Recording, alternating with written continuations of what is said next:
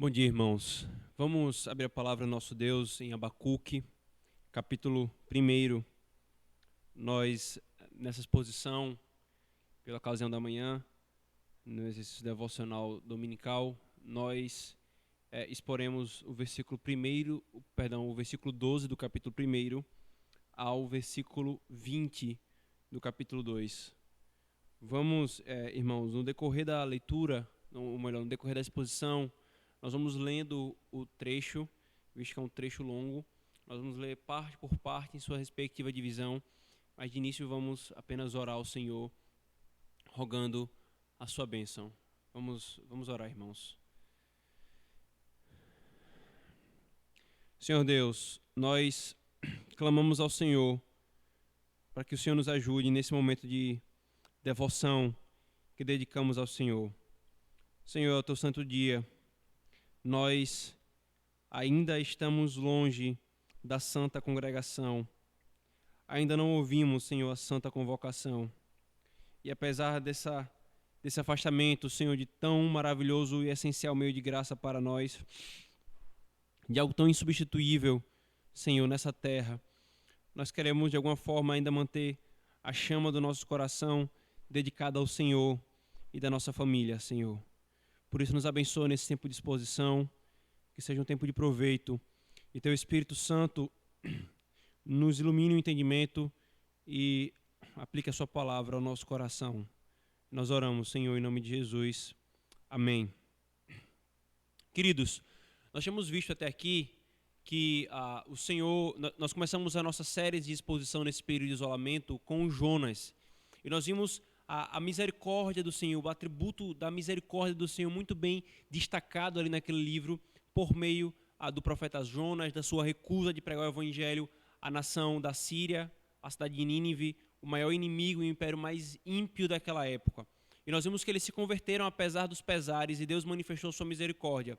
Pouco tempo depois, cerca de 100 anos, essa nação despreza ao Senhor, ou melhor, 40 a 50 anos depois, despreza ao Senhor, e num período de 100 anos eles recebem efetivamente o juízo que Deus prometeu por causa desse desprezo e dessa impiedade que ele profetizou por meio do profeta Naum.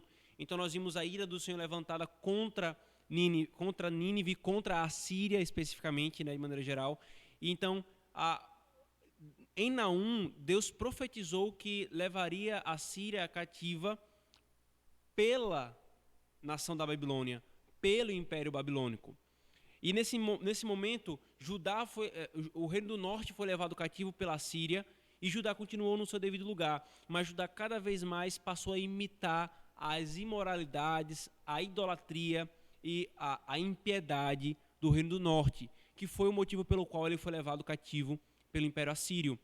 E então, irmãos, nós vimos que o profeta Abacuque é levantado pelo Senhor nesse contexto, num contexto em que a piedade no meio da igreja havia caído em declínio, um contexto em que os reis que vieram após Josias foram reis impiedosos, e Abacuque não via mais a justiça sendo estabelecida e a igreja não caminhando de uma forma piedosa.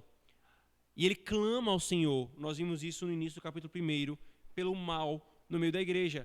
E o Senhor lhe respondeu à oração, ele respondeu à sua lamentação. Nós vimos, irmãos, que esse livro está dividido em 3 partes, né? Uma primeira oração e uma primeira resposta da parte do Senhor, uma oração queixosa, uma oração de lamento, o Senhor se queixando, Abacuque se queixando ao Senhor. Depois, uma segunda oração, que nós veremos agora pela manhã, e depois um cântico. Então nós vimos que na primeira oração, Abacuque lamenta e se queixa ao Senhor pelo mal no meio da igreja, e aparentemente o Senhor não estava fazendo nada. Então o Senhor responde à oração de Abacuque, dizendo que sim, ele estava vendo e que ele faria. Ele disciplinaria o reino do sul, Judá, por meio da Babilônia. O império que devastou a Síria, agora devastaria Judá. E a segunda oração, irmãos, vem exatamente nesse contexto. Novamente uma queixa da parte de Abacuque, uma confusão no seu coração que ele expõe ao Senhor. E então à noite nós veremos o canto de Abacuque. Mas nós precisamos saber, irmãos, que aqui essa porção que nós vamos tratar agora pela manhã, do versículo 12 ao versículo 17 do capítulo 1, nós temos o lamento do profeta pelo mal, o assombro pela disciplina e o ser de Deus. E agora, a segunda parte do versículo Perdão, eu falei do versículo até o versículo, a primeira parte do versículo 12 do capítulo 1 até o versículo 1 do capítulo 2. E do versículo 2 do capítulo 2 até o versículo 20, a resposta do Senhor, o juízo sobre o mal. Ou seja, a maneira correta como Abacuque deveria ver o ser de Deus. De forma, irmãos, que é importante nós entendermos isso, não perdermos de vista. O que é que o Senhor quer nos ensinar nessa porção de Abacuque? Sendo Deus santo, Ele pode disciplinar seu povo utilizando-se de homens maus, sem se contaminar com a maldade deles, antes punindo-os posteriormente. Assim, não prevalece o mal, nem na igreja, nem no meio do mundo. É isso que o Senhor quer nos ensinar, irmãos, nessa porção de Abacuque. O Senhor, sendo santo, Ele pode disciplinar o seu povo usando instrumentos maus, homens maus, mas isso não legitima a maldade deles. Antes, Deus a punirá, fazendo com que o mal não prevaleça nem no meio da igreja, nem no meio dos ímpios. Vejamos então, irmãos, esse primeiro momento, do versículo 12 ao versículo 1 do capítulo 2. Irmãos, a resposta do Senhor à primeira oração de Abacuque, né, que clamava e lamentava pelo mal e contra o mal que estava no meio da igreja, Abacuque se lança em outra oração quando o Senhor lhe traz a resposta. Por causa dessa resposta, Abacuque se lançou em uma outra oração. Agora, não mais lamentando pelo mal de uma forma específica no meio da igreja, pela corrupção no meio da igreja, mas agora lamentando pelo mal no mundo, em uma nação ímpia. O Senhor, irmãos, em sua primeira resposta, disse que disciplinaria a igreja por meio de um povo perverso, a Babilônia. Talvez Abacuque esperasse que, ao levantar a sua queixa diante do Senhor, o Senhor não está vendo? Eu estou gritando violência no meio da tua igreja, é uma corrupção. Os reis não fazem o que deveriam fazer, os sacerdotes não fazem o que deveriam fazer, os irmãos estão lutando entre si. Vê o que acontece no meio da igreja. Talvez qual a esperança que Abacuque pudesse ter, e a gente tem um indício disso no capítulo 3, que nós veremos à noite. O que Abacuque talvez esperasse? Esperasse da parte do Senhor uma resposta de avivamento. Abacuque, eu vou avivar a minha igreja. Mas não é isso que o Senhor fala. O Senhor diz, eu trarei disciplina. Deus vai usar, irmãos, a Babilônia, ele diz, mas com uma vara de disciplina. Não será uma espada para matar, mas uma vara para disciplinar. E isso deixa Abacuque estarrecido, irmãos. Deixa ele aflito, chocado, angustiado. Por isso, queridos, essa oração seguinte que nos é registrada a partir do versículo 12. E ela está dividida, irmãos, de uma forma muito clara da seguinte forma. Do versículo 12 e 14, Abacuque fala sobre quem é o Senhor e o que o Senhor faz. E a segunda parte é o versículo 15 a 17, ele fala sobre quem são os babilônios, né, e o que eles fazem. E então o versículo 1 do capítulo 2, o que ele mesmo, o profeta Abacuque, faz, o que ele é e o que ele faz. Vejamos então, irmãos, versículo 12 ao versículo 14 nesse primeiro momento.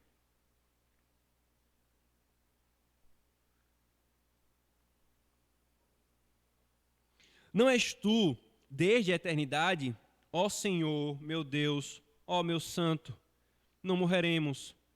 Ó Senhor, para executar juízo puseste aquele povo. Tu, ó rocha, o fundaste para servir de disciplina.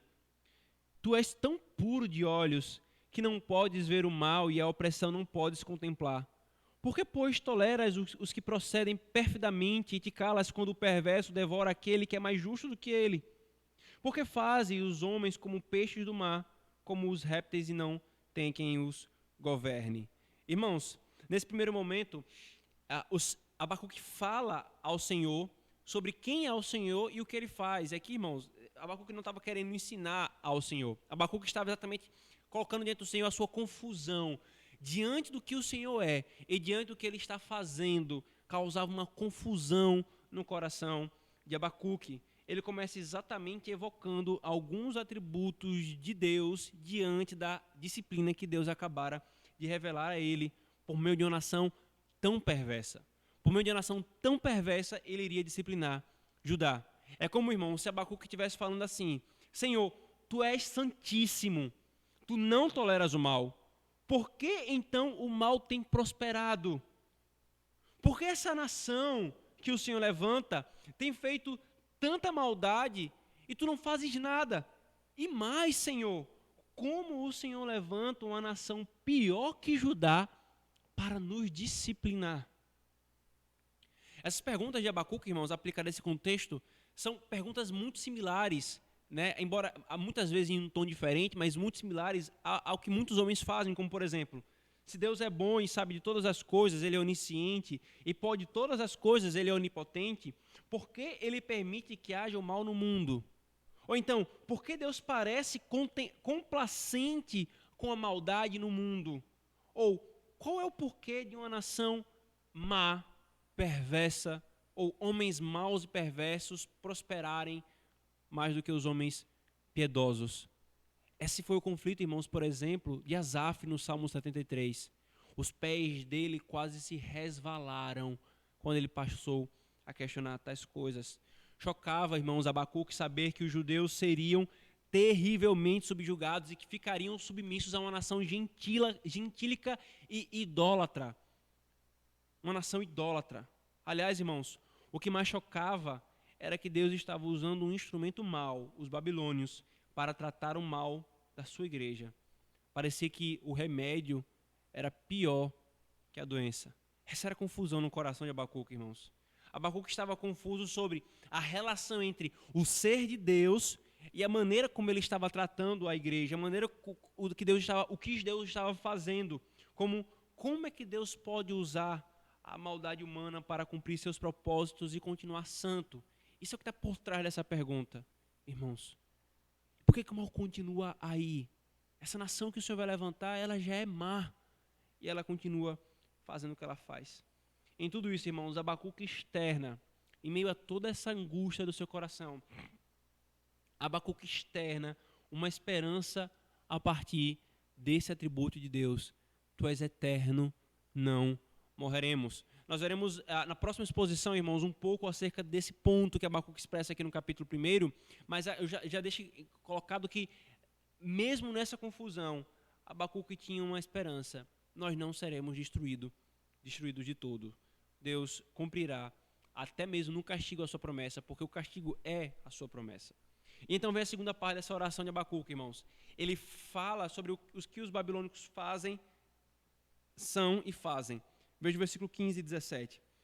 A todos levanta o inimigo com um anzol, pesca-os de arrastão e os ajunta na sua rede varredora. Por isso, ele se alegra e se regozija. Por isso, oferece sacrifício à sua rede e queima incenso à sua varredora. Porque por elas enriqueceu a sua porção e tem gordura a sua comida. Acaso continuará por isso esvaziando a sua rede e matando sem piedade os povos? Irmãos, após expressar a confusão que estava acontecendo no seu coração entre o ser de Deus e o que Deus estava fazendo, Abacuque continua argumentando sobre o porquê desse horror, ou melhor, o porquê do seu horror. Os babilônicos, irmãos, segundo Abacuque, eles são perversos, ele fala isso no versículo 3, e aí ele usa uma imagem de pescadores, como um pescador que joga a sua rede. A Babilônia jogava a sua rede sobre os povos e os arrastava como peixes, como dominados, como vítimas. E ainda, irmãos, versículo 15, eles são idólatras da sua própria força e do seu próprio poder. O ponto de Abacuque levantar isso para o Senhor é para novamente fundamentar como o Senhor pode deixar um povo assim prosperar e vencer. Se eles fizerem isso que o Senhor está fazendo, eles não vão adorar o Senhor. Eles vão adorar a sua própria força. Eles são perversos e maus. E aí, o versículo 17. Acaso continuará por isso, esvaziando a sua rede, matando sem piedade os povos? Essa pergunta, irmãos, no final dessa oração, tem o mesmo papel, a mesma função da que é feita no versículo 2. Até quando, Senhor, clamarei eu e tu não me escutarás? Até quando eles continuarão fazendo esse mal, sendo maus, devorando e destruindo tudo? Em outras palavras, até quando o mal continuará prosperando no meio do mundo, Senhor? E não apenas isso, o Senhor está usando esses homens maus para cumprir o seu fim. E por último, então, irmãos, Abacuque conclui a sua oração com o versículo 1 do capítulo 2. Por-me-ei na minha torre de vigia, colocar-me-ei sobre a fortaleza e vigiarei para ver o que Deus me dirá e a resposta que eu terei à minha queixa. E então, irmãos, ele, após apresentar a sua queixa, claramente ele fala aqui, ele aguardará pacientemente a resposta do Senhor. E aguardar pacientemente a resposta do Senhor, irmãos, é esperar atento à sua palavra. Explicitamente Abacuque fala isso. Eu quero ouvir da parte do Senhor o que é que ele me diz. É colocar-se em posição de atenção para ouvir com humildade o que o Senhor falará, indicando submissão e humildade. Eu apresentei a minha queixa, agora eu espero diante do Senhor. E nós vimos, irmãos, no sermão passado, que faz parte da vida cristã, da caminhada, nós fazermos tais tipos de oração. Veja, não é queixar-se de Deus, mas para Deus. E é uma grande diferença aqui. Queixar-se de Deus fazem os ímpios, fazem os tolos. Mas queixar-se para Deus, colocar diante dele as suas angústias, as suas confusões, isso faz parte do processo da caminhada cristã. Aqui, irmãos, Abacuque diz que ele vai se colocar exatamente aguardando a mensagem que viria, como uma sentinela que fica na sua torre, aguardando a mensagem daqueles que viriam de fora da nação. E aqui vem um grande ponto, irmãos, então, essa questão da queixa e da postura de Abacuque querer colocar-se para ouvir o Senhor. Diferentemente da incredulidade, irmãos, ter dúvidas é lícito ao crente. Isso aqui destaca muito bem o pastor Heber Campos Júnior. Porém, permanecer nas dúvidas nunca é o término ou a resolução do conflito para o crente. O entendimento, ainda que parcial, do ser de Deus e de suas ações é que trouxeram alívio ao coração de Abacuque. Qual é o ponto aqui, irmãos, que Heber Campos, de uma maneira precisa, comenta? O ponto aqui, irmãos, é que o crente ele pode levar suas queixas e indagações diante do Senhor, mas há uma diferença radical entre a incredulidade e a dúvida sincera. Ou a dúvida astuta e judiciosa, que já é posta como em tom de condenação. Se Deus existe, por que há o mal? Ora, Abacuque está fazendo a mesma pergunta, a mesma dúvida, só que com uma disposição totalmente diferente da desses homens. Não há problema, irmãos, em si, de nós levantarmos e termos dúvidas quanto ao Senhor. E isso é natural na nossa caminhada cristã, irmãos. Quanto mais nós amadurecemos, nós vamos compreendendo melhor a revelação, a palavra de Deus, toda a sua unidade, a sua amplitude. E faz parte da caminhada isso. O grande problema é a incredulidade ou a dúvida judiciosa e impiedosa. Abacuque colocou diante do Senhor, mas ele parou para ouvir a revelação. Muitos tolos fazem a mesma coisa, no sentido de expõe diante do Senhor as suas dúvidas, mas no fundo não querem ouvir a revelação do Senhor. Não querem ouvir o que vem da parte do Senhor, mas querem simplesmente aquilo que é agradável aos seus sentidos, ao seu racionalismo. E aqui então, irmãos, vem exatamente esse ponto central do que Abacuque está falando, e é uma lição para nós. Essa questão entre a bondade do Senhor e a presença do mal no mundo. Né? Muitos fazem essa pergunta, uns de maneira ímpia, outros de maneira sincera: se Deus existe, por que o mal prevalece no mundo? Se Deus existe, por que o mal está aí? Essas são questões importantes, irmãos, que nós veremos exatamente no decorrer desse livro. Mas aqui, irmãos, eu já destaco uma coisa que nós vamos ver que não deve ser feito. Nós vamos responder um pouco acerca disso no decorrer dessas exposições de hoje, de agora de manhã e da noite. Mas o que pode ser deixado claro aqui, em contraste com o que Abacuque está fazendo, é a postura indevida de tratar essa questão. Muitos querem tratar da origem do mal, da existência do mal, negando atributos de Deus, ultrajando o Senhor, adulterando o seu ser. O grande ponto aqui, irmãos, que Abacuque nos ensina é que a negação da divindade, da existência de Deus, ou de alguns atributos do seu ser, não alivia a dor de ninguém e nem sublima a raiva contra o teísmo cristão. O homem pode falar: Deus não existe por causa do mal. Ou o mal está aí, então Deus não é totalmente soberano, como recentemente saiu nas redes sociais essa semana por um teólogo brasileiro liberal. Não Não é assim que Abacuque lida com essas questões. Ele não nega a existência de Deus, e ele não nega os atributos de Deus. Ele fala: tu és eterno, tu és santo, tu és justo, o mal não te é aceitável. Tu és bom. Ele não está negociando o ser de Deus para tentar filosoficamente encaixar o mal e Deus. Não. Senhor, minha questão está posta. A tua revelação diz que tu és tudo isso.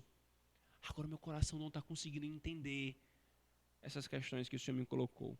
Muitos querem resolver o problema do mal, anulando ou negando alguns atributos de Deus. Os ateus negam a bondade. Muitos arminianos e liberais negam a soberania de Deus. Mas nenhuma das duas coisas são negadas aqui, irmãos.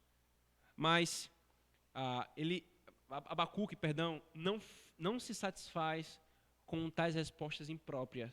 Ele tem diante de si os atributos de Deus e espera a resposta do Senhor sem negar nada disso.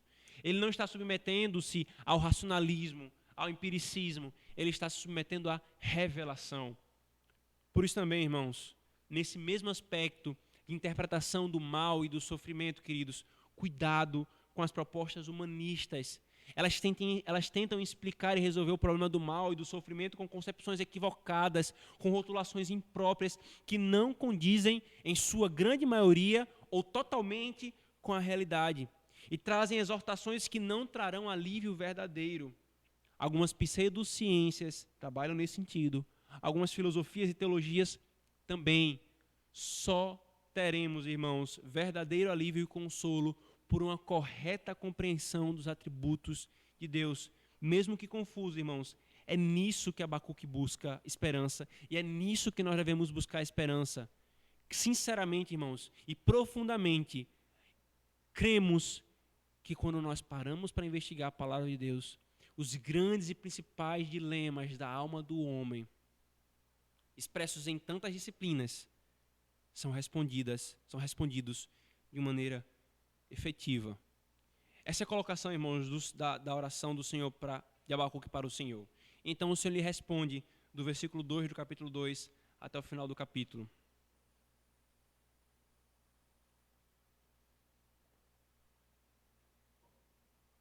Veja, irmãos, o cuidado do Senhor para com Abacuque. Quando isso é feito de uma forma piedosa e em temor, o Senhor nos responde como um pai responde a um filho. Logo, logo, Thomas vai chegar na fase dos porquês. Algumas das crianças da nossa igreja já estão nessa fase. Por quê? Por quê? Por quê? E nós somos exortados a sermos pacientes com o nosso filho, a não matar neles a curiosidade para que eles possam crescer como investigadores da criação do Senhor, desenvolvendo-a para a glória do Senhor. Deus faz a mesma coisa conosco.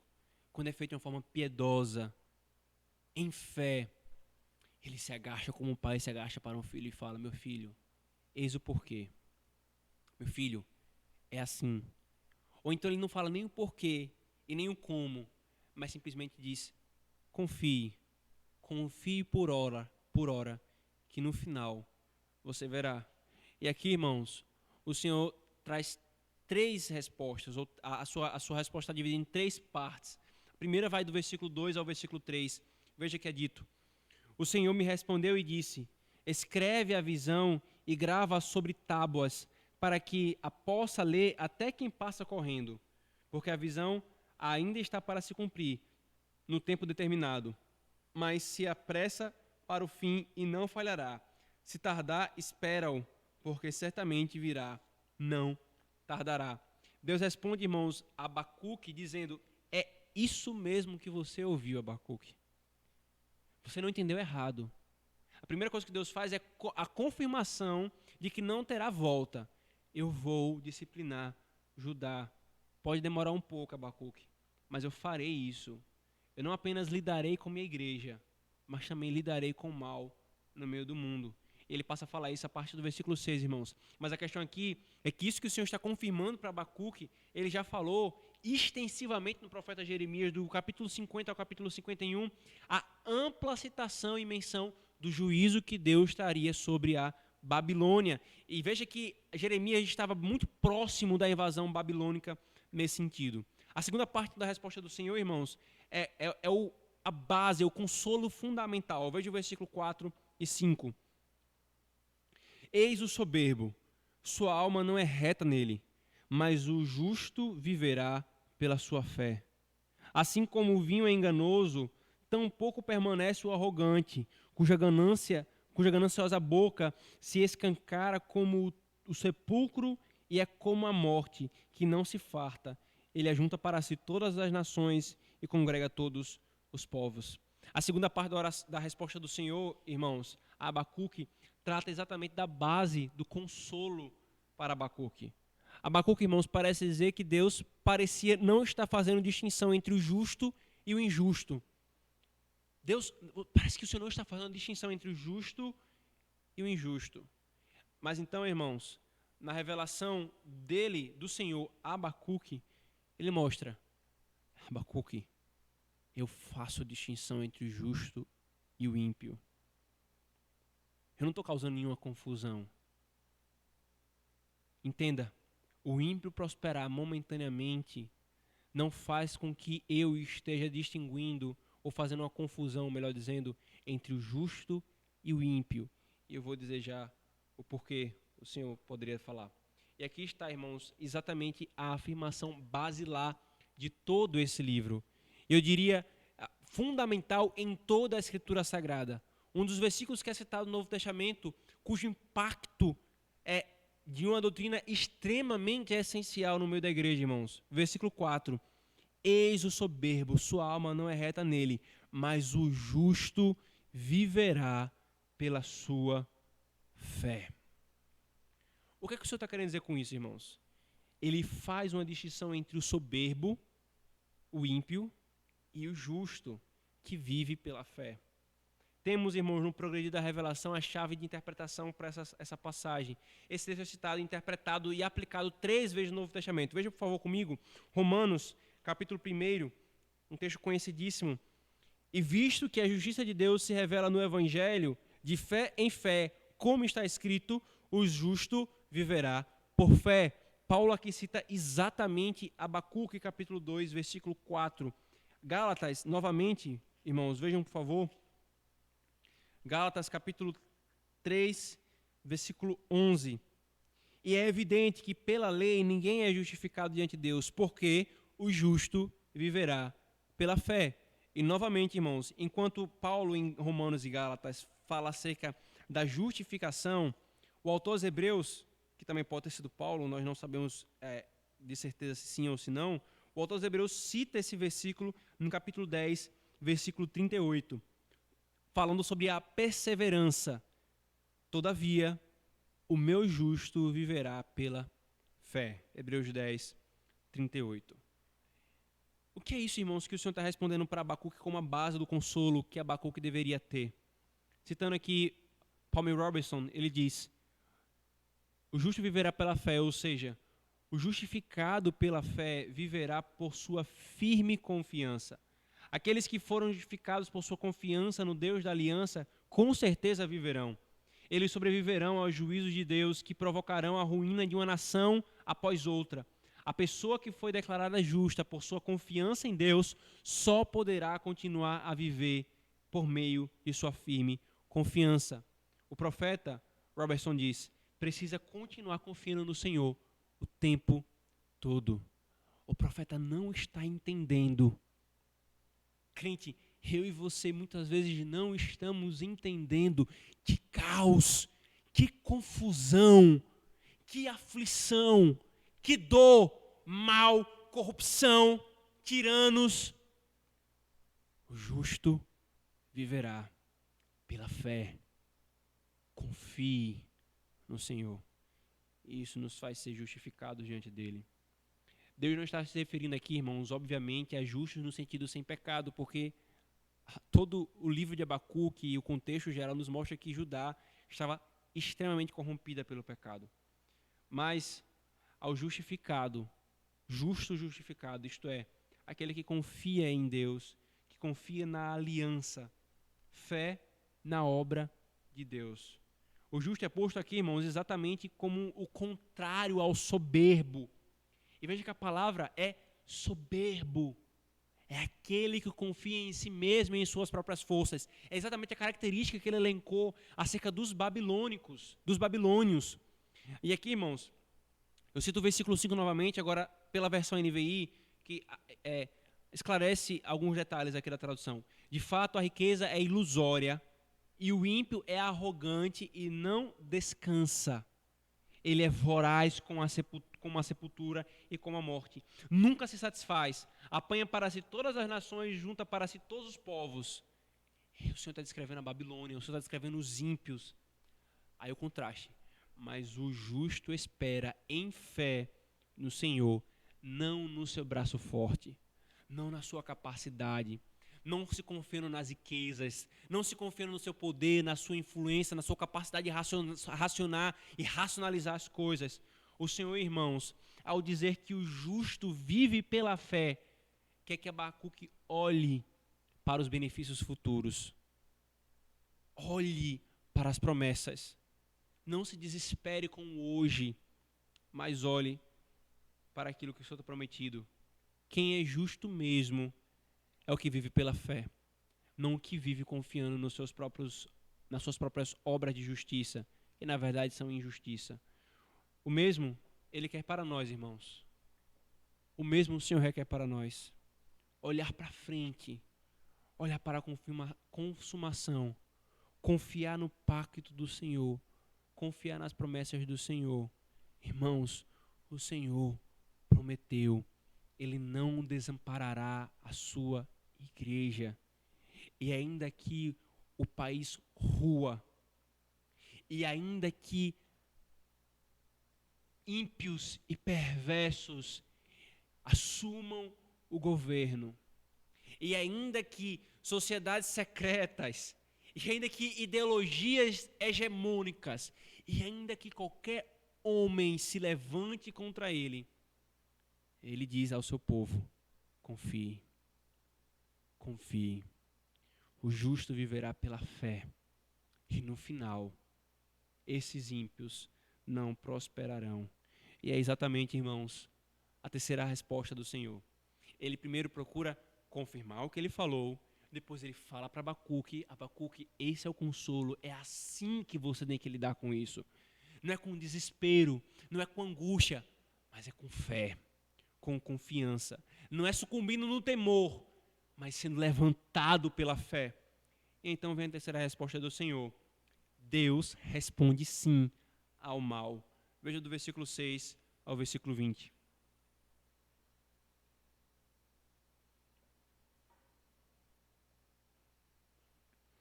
Não levantarão, pois, todos eles contra um provérbio, um dito zombador, dirão: ai daquele que acumula o que não é seu. Até quando? E ai daquele que a si mesmo se carrega de penhores. E o texto continua, irmãos. Eu vou voltar às leituras e vou explicar aqui especificamente. Irmãos, como eu falei, Deus manda Abacuque escrever em letras grandes, de uma forma visível, para que fique claro: não há escapatória. Ele mandou registrar, irmãos, para que soubéssemos e ficasse preservado, não apenas no tocante à Babilônia ou à igreja daquela época, mas por todos os séculos, irmãos. E nós vimos no início do livro, queridos, sentença revelada ao profeta Abacuque. Eu levantei a pergunta: contra quem é essa sentença? Ora, em Ana 1 a sentença claramente era contra Nínive e consolo para ajudar.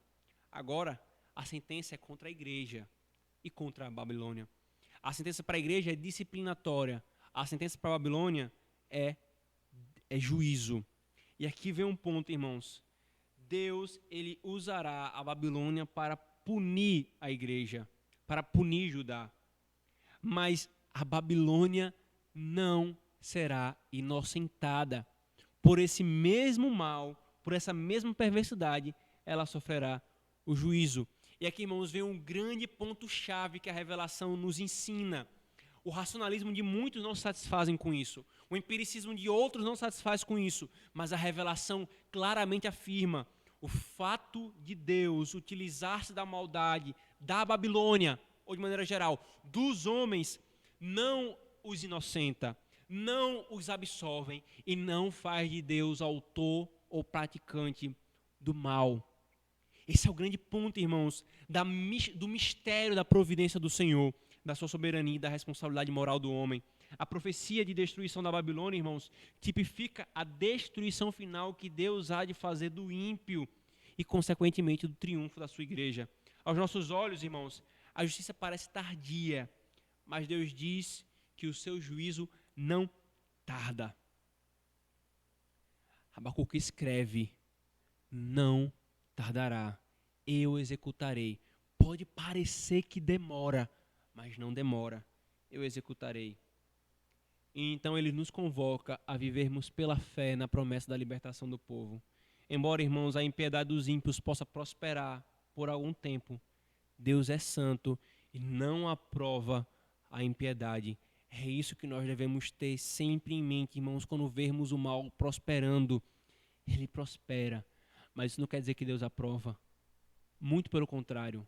A Escritura traz diversas interpretações, uma correlata à outra. Deus está acumulando juízo sobre esses homens, porque quando vier, vai ser devastador.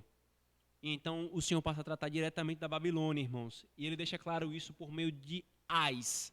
Né? Essa expressão, ai daquele, ai, né? Esses ais na literatura hebraica, irmãos, são expressões tipicamente usadas para juízo.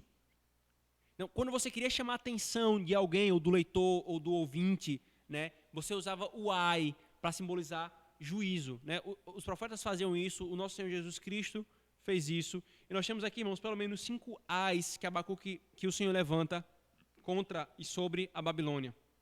O primeiro e o segundo ai, irmãos, fala do lucro desonesto. Né? Ele faz menção, ai dos que acumulam riqueza pelo roubo, isto é, do que não é seu. E aí, isso do versículo 6 ao 9, né? E de modo ilícito enriquecem. Irmãos, a Babilônia tomou para si propriedades e bens que não eram deles. O Senhor cobrará dela, e o Senhor cobrará de todos os que o fazem o mesmo. O Senhor cobrará de ladrões, irmãos, e cobrará de políticos corruptos. O Senhor cobrará de ladrões e cobrará de ideologias perversas que tomam para si o que não lhe pertencem. E aqui há a quebra do 8º e do 10º mandamento. Crente, é que eu já quero trazer uma aplicação para o nosso coração. Não há por que nós nos desesperarmos no meio da corrupção sistêmica em nosso país. Crente, nós faremos o que tiver que ser feito. Nós votaremos em quem tivermos que votar. Nós gritaremos contra quem em submissão nós tivermos que gritar. Como igreja que proclama a lei de Deus para que os homens vivam de maneira, para que os homens entendam o padrão do Senhor da moral. Mas não há para que, irmãos, nós nos desesperarmos. Não há para que nós nos angustiarmos e perdermos a esperança como os ímpios perdem e matam e morrem por esse mundo. Ai daqueles que roubam. Ai daqueles que enriquecem ilicitamente. O Senhor está dizendo, eu cobrarei, eu derramarei juízo. E então vem o terceiro e o quarto ai. Ai da cidade ou dos reinos que são edificados sobre assassinatos e iniquidade. A Babilônia construiu seu império sobre assassinatos, mentiras, roubos e perversidades. Lembra alguma coisa para vocês? Lembra alguma coisa nos tempos modernos, irmãos? O Senhor cobrará dela. E o Senhor cobrará de todos os que fazem e fizeram isso na história, irmãos. O Senhor cobrará de toda a agenda política que procede da mesma forma, dos impérios que se levantaram e de todos os que estão se levantando da mesma forma hoje. E aqui o Senhor faz alusão à quebra do 6º e do 9º mandamento. E o quinto e último ai, irmãos, é ai dos idólatras que adoram imagens e se curvam perante ela. Versículo 18 e 20. Esse eu gostaria de ler, visto que é curto. Que aproveita o ídolo, visto que o seu artífice o esculpiu. É a imagem de fundição, mestra de mentiras, para que o artífice confie na obra, fazendo ídolos mudos. Ai daqueles que diz a madeira, acorda, e a pedra, desperta. Pode o ídolo ensinar? Eis que está coberto de ouro e de prata, mas no seu interior não há fôlego nenhum. Ai daqueles que são idólatras. A Babilônia, irmãos, era idólatra e adorava ao falso deus Marduk. E aqui está, irmãos, a quebra do primeiro mandamento e do segundo mandamento. E Deus continua proferindo os mesmos ais àqueles que adoram outros deuses ou àqueles que adoram a Deus por meio de imagens. Aqui, irmãos, o Senhor se dirige à Babilônia, como eu me referi. Mas, novamente, como eu me referi, todos os homens que possuem as mesmas práticas e amam tais coisas serão condenados com esses ais. Com esses ais. A mesma lei que julga a igreja, mas que ela não é condenada por causa de Cristo, ela também julgará os ímpios e eles serão condenados. É o Deus que está fazendo isso aqui em Abacuque, irmãos. De forma que a resposta à questão de Abacuque é: Senhor, parece que o Senhor não está fazendo nada. Abacuque, eu estou fazendo e eu vou fazer. Eu estou cumprindo os meus propósitos e ninguém que ame o pecado e que pratique o pecado sairá ileso se continuar confiando em si mesmo e não viver pela fé. Deus pode e usa, irmãos, a maldade dos homens para seus fins gloriosos. Toda a Escritura mostra isso, irmãos. Em todas as narrativas bíblicas, culminando na própria narrativa da crucificação do nosso Senhor, mostra que Deus usa a perversidade dos homens, sem se contaminar com elas, sem ser o criador do mal e do pecado, para cumprir o seu propósito. Isso não faz de Deus o autor do pecado, mas faz de Deus soberano, dizendo: o mal não triunfa em meu reino. Não triunfa em meu reino. Mas isso, irmãos, não inocenta tais homens. Deus tratará com eles. E novamente, como disse Heber Campos Júnior, a justiça retributiva de Deus não deixa impune aqueles que quebram os seus mandamentos. O tempo do juízo de Deus pode permanecer um mistério, mas em algum momento o juízo virá, e ainda que seja só no fim. Os homens podem passar ilesos dessa vida, mas é só fecharem os olhos e eles se depararão que toda uma vida de pecado, toda uma vida de impiedade, de desprezo a Cristo, aquele que é o bendito Salvador e o meio pelo qual Deus trouxe conforto e refúgio para aqueles que vivem pela fé nele. Aqueles que viveram dessa forma, desprezando ao Senhor e em pecado, fecharão os olhos e verão: escapei do juiz, escapei da punição dos homens, mas eu não escapo e não escapei da punição do justo juiz. Qual é o ensino, irmãos, que o Senhor nos dá aqui? Enquanto Abacuque começa se assustando, ou melhor, assustado com a relação entre a santidade de Deus e a permanência do mal, o Senhor coloca Abacuque, o Senhor consola Abacuque e coloca ele na perspectiva correta, mostrando que ele não está alheio ao mal, ele triunfará sobre os homens maus e o mal. Não é meu intuito, irmãos, fazer aqui todas as explicações de algo tão complexo como a origem do mal, que a gente chama de teodiceia, mas poderíamos resumir a origem do mal como tendo exatamente sido a liberdade moral que Deus deu aos homens, aos anjos. Faz parte da natureza da criação. A manifestação da bondade de Deus ter lhes dado no início total e plena liberdade, não autonomia, mas liberdade moral. Isso não contradiz com a sua bondade, irmãos. Ele não criou o mal, mas o mal é exatamente uma reação moral de seres morais e mutáveis ao Santíssimo e Boníssimo Deus. Então o mal não existia até que os seres morais agissem desprezando a bondade com a qual eles foram criadas e na qual eles foram criadas e lançando-se em rebelião contra o Senhor. Qual é a vitória? A vitória, irmãos, ela se deu e se dará em 2 golpes. O primeiro já foi deflagrado, o primeiro já foi dado, o segundo nós aguardamos. Na vida e paixão de Cristo, vemos com perfeita clareza que o sofrimento é a maneira que Deus escolheu para trazer a redenção ao mundo perdido. E o primeiro golpe foi dado exatamente na cruz. Cristo sofreu, Cristo padeceu sob homens maus, sob a maldade, para que por meio disso Deus deflagrasse o primeiro golpe no mal e nos homens maus. A destruição dos caldeus, irmãos, é apenas um vislumbre do segundo golpe que nós aguardamos, o juízo e a vitória de Deus na consumação. A Babilônia, queridos, inclusive, é tomada como metáfora direta e explicitamente no livro de Apocalipse. Por isso, irmãos, entendamos uma coisa. Só quando o problema do mal for plenamente resolvido, é que a glória de Deus será conhecida em toda a terra. Crente, espere no Senhor. Descanse do Senhor. Nós não conhecemos todos os caminhos de Deus. Nós não conhecemos todas as maneiras como Ele age na sua misteriosa providência. Ele não nos revelou isso.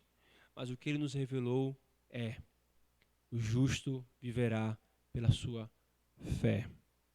E eu trarei cabo de tudo isso. Não se desespere, meu irmão. Diante do mal e dos homens perversos, o Senhor triunfará. Amém. Vamos orar. Senhor Deus, Tu és soberano. No ano da morte do rei Uzias, Isaías diz: eu vi o Senhor assentado num alto e sublime trono, e as olas do seu manto enchiam o templo, e os serafins estavam acima dele, cada um com 6 asas, e clamavam: Santo, Santo, Santo é o Senhor dos exércitos, toda a terra está cheia da Tua glória. Nós aguardamos, Senhor, o dia em que a terra será cheia da Tua glória.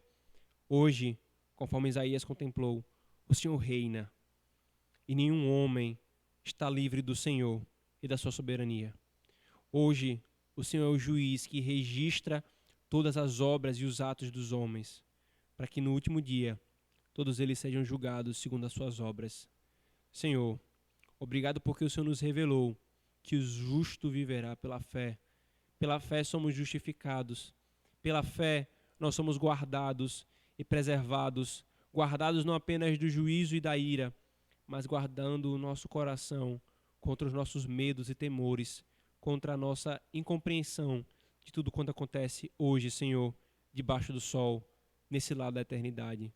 Nós oramos, Senhor, em nome de Jesus, nos dá fé e graça. Amém.